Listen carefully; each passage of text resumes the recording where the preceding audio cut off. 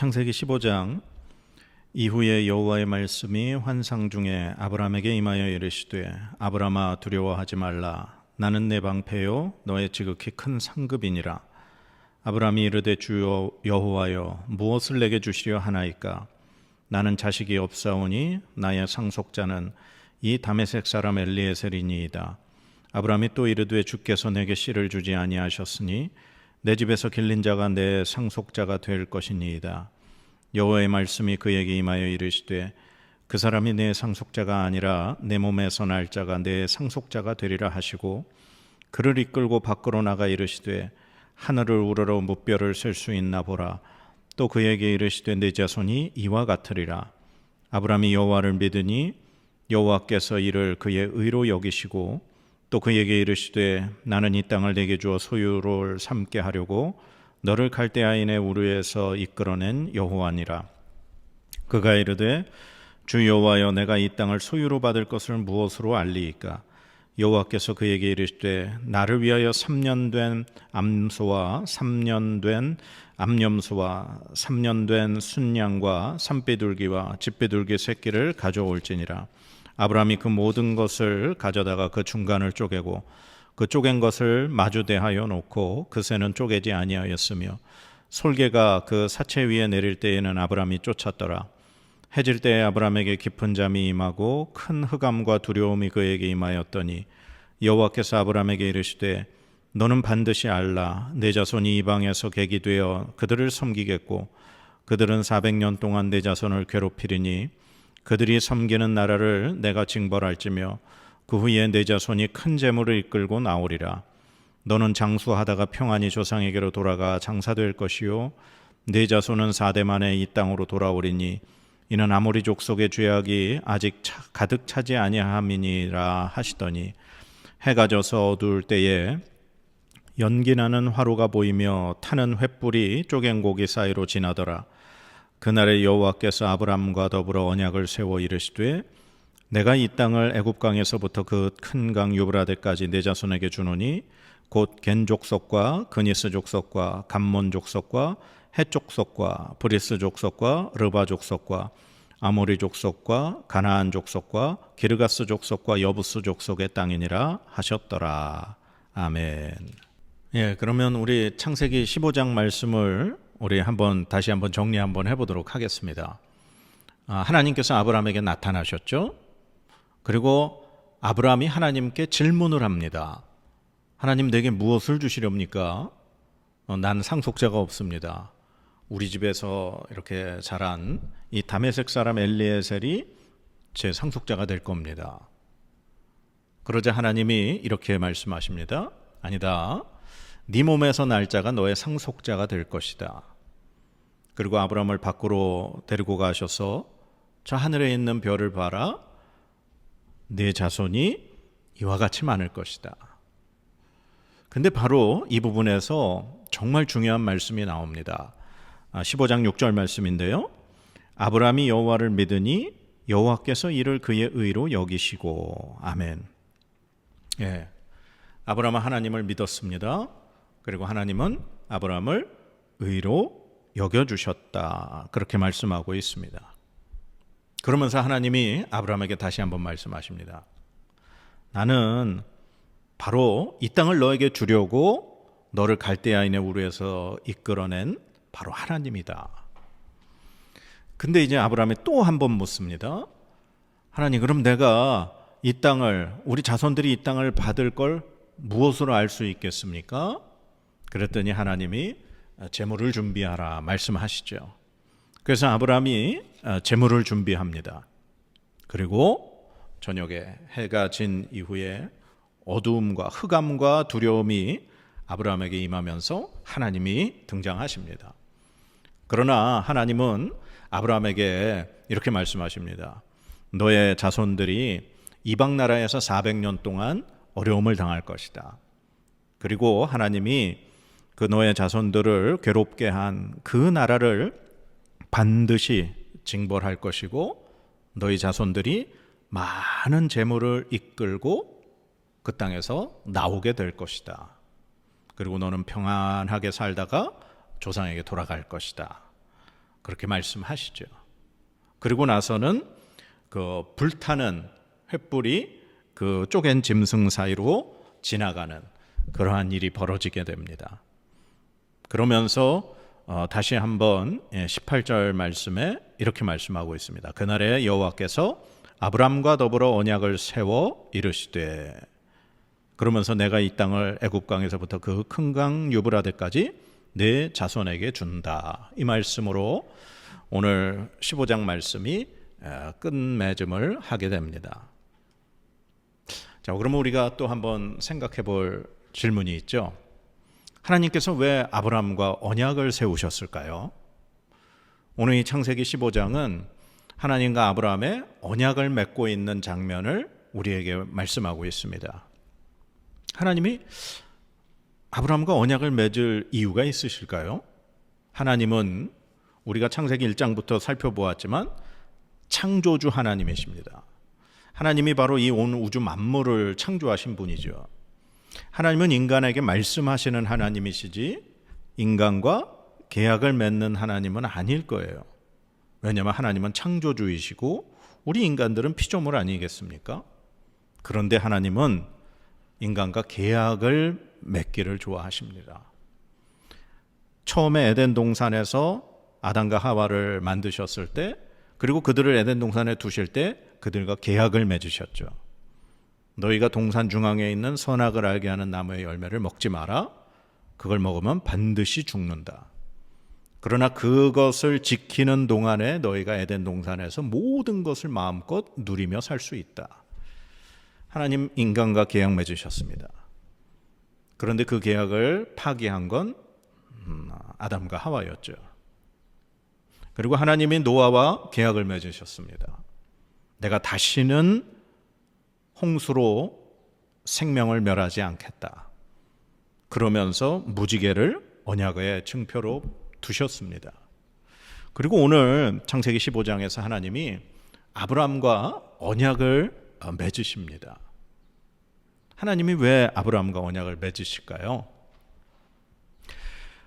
하나님이 처음에 창세기 12장에서 아브라함에게 이제 고향과 친척 아비 집을 떠나라 말씀하셔서 아브라함이 그대로 했습니다. 아브라함의 반응이 안 나왔어요.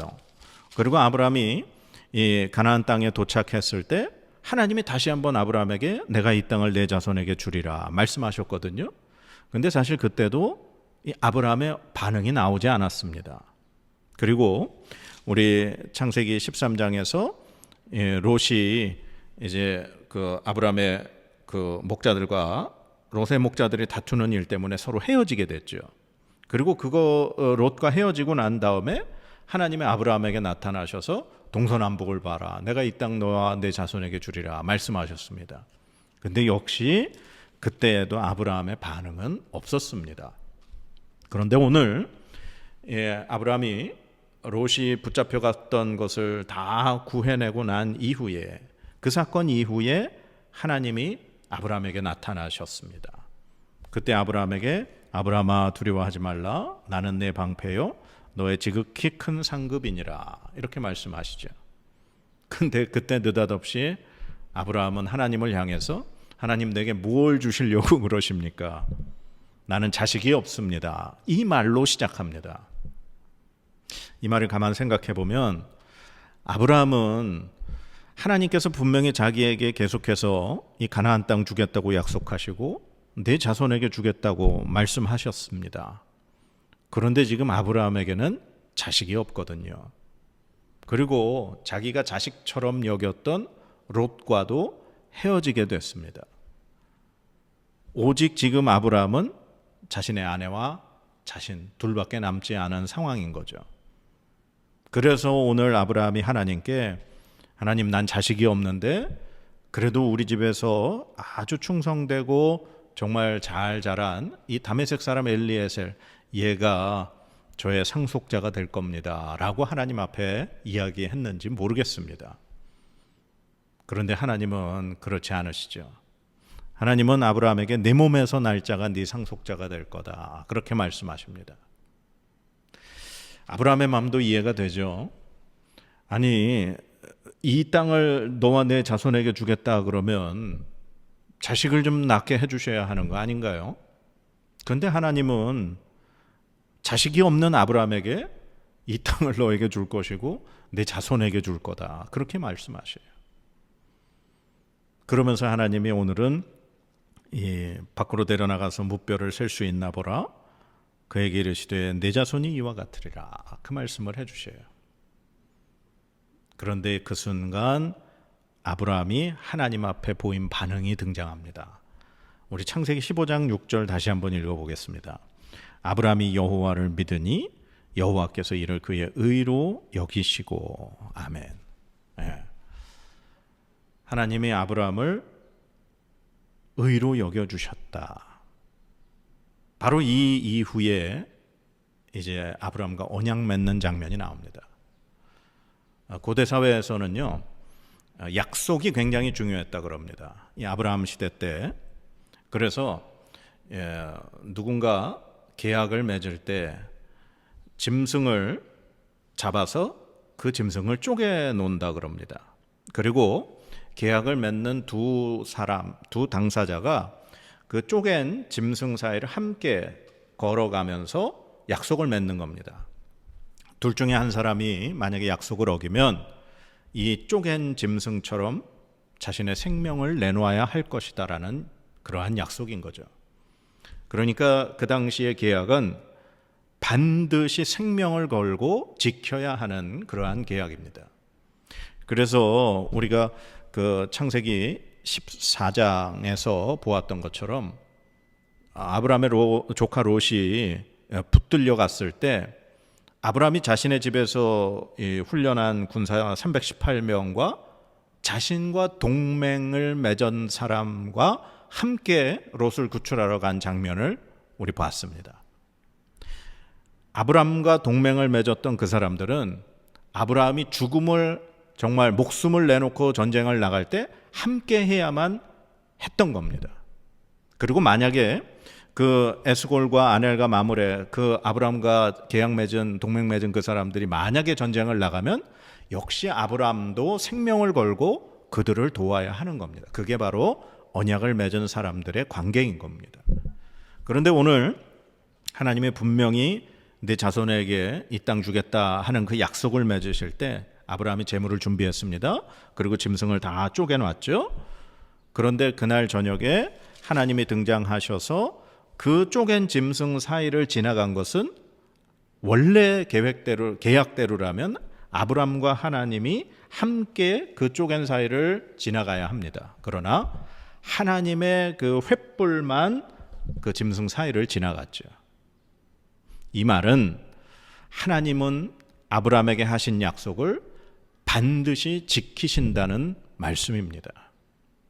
하나님은 시건치 않는, 즉 하나님은 하신 말씀을 이렇게 지키지 않는 그런 분이 아니시라는 거죠. 하나님은 말씀하신 것을 반드시 이루고 지키시는 하나님이라는 사실입니다.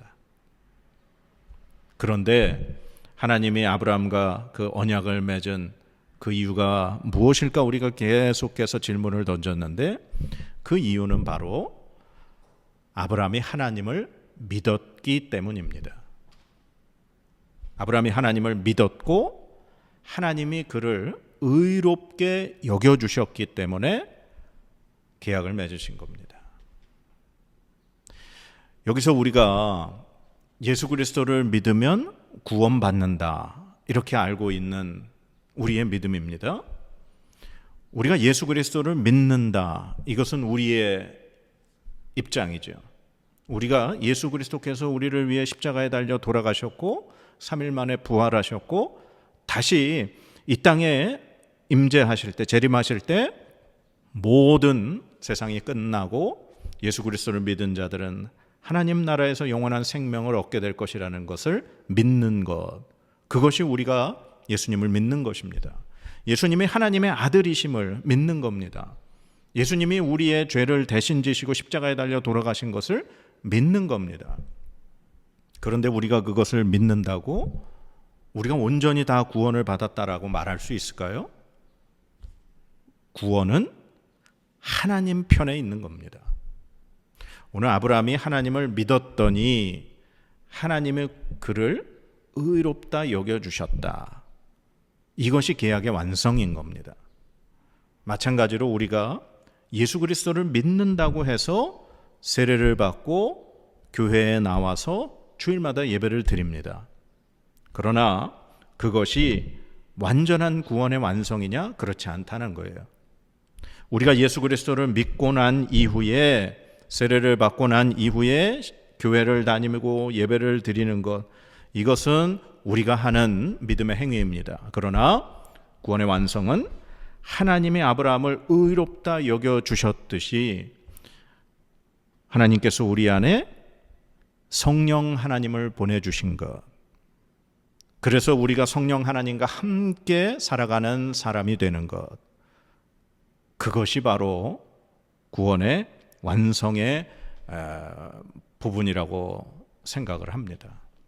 우리가 예수 그리스도를 믿고 세례받고 정말 예배를 드리고 교회를 출석을 해도 하나님께서 그 구원의 주체가 되시는 것이지, 우리가 뭔가를 했기 때문에 우리가 구원을 받았다? 아니다? 말할 수 없다라는 거죠. 그래서 이단들이 하는 이야기는 무엇을 해야만 구원받는다. 그리고 어느 곳에 와야만 구원받을 수 있다. 우리가 속한 이 바운더리 안에 들어와야지만 너희가 구원을 받을 수 있다. 이렇게 주장하는 것들이 바로 이단들이죠. 구원은 하나님께 속한 것입니다. 오늘 아브라함이 하나님을 믿었고 하나님이 그를 의롭다 여겨주셔서 그래서 하나님이 아브라함과 계약을 맺게 되었습니다.